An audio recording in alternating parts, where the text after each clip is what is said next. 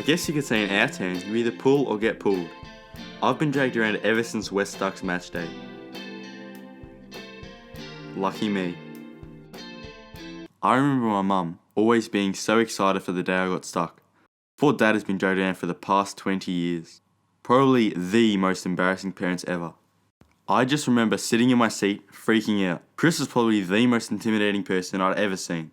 When she called his name, I knew I was getting into something pretty bad. Then it got to deciding we'd be joined. I knew I wanted the rope.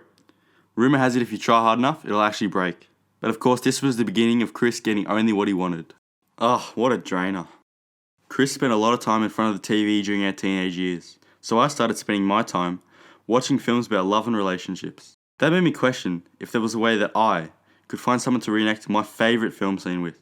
But of course, here over in Westuck, we don't really do that, or fall in love for that matter. Plus, I'm not soft, so who really needed that kind of crap anyway, right? I always hated going to the supermarket. Being put around just became normal. Chris would make me carry the basket every time. The irony of this Westuck tradition was sometimes too funny to be true, especially when carnivals get stuck with the hardcore vegans. Watching them shop is hilarious. After staring at the onions, this angel just comes out from behind me. I had to follow, but Chris brought me right back. Typical. I don't know if you know, but chips are my absolute favourite. God, I would do anything for a bag. They just look so good. Sweet chili and sour cream. Hot. Tangy. Crunchy. Heavenly. I saw her walk in. Brown luscious curls. She even called my name. Cody. But of course I'm still stuck in the supermarket with Chris. You would think that the bank wouldn't provide much to argue about, but for some people it was one of the hardest tasks of the day.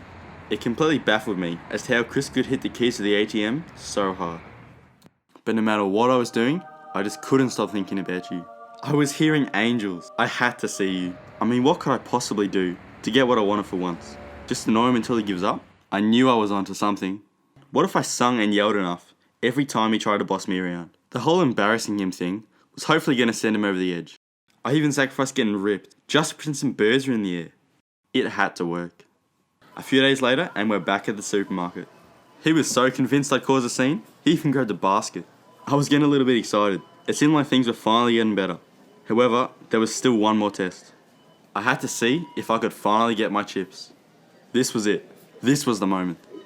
We were giving each other that cowboy showdown stare, and he finally took me to the chip stand. The day had come. I was going through the chips like a maniac. Where were my chips? But that's the moment I saw you. You were walking down the aisle, straight for me, the most beautiful girl I'd ever seen. You handed me that bag, and I knew we were meant for each other.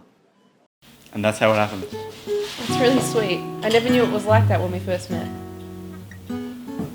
Guys, it's really cute what you got going here, but it's 3 p.m. I gotta get going and see Annie. Like, dude, come on, let's go.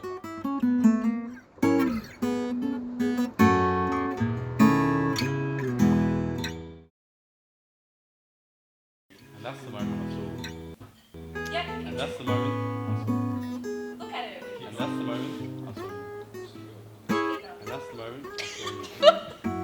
And that's the moment I saw. And that's the moment I saw.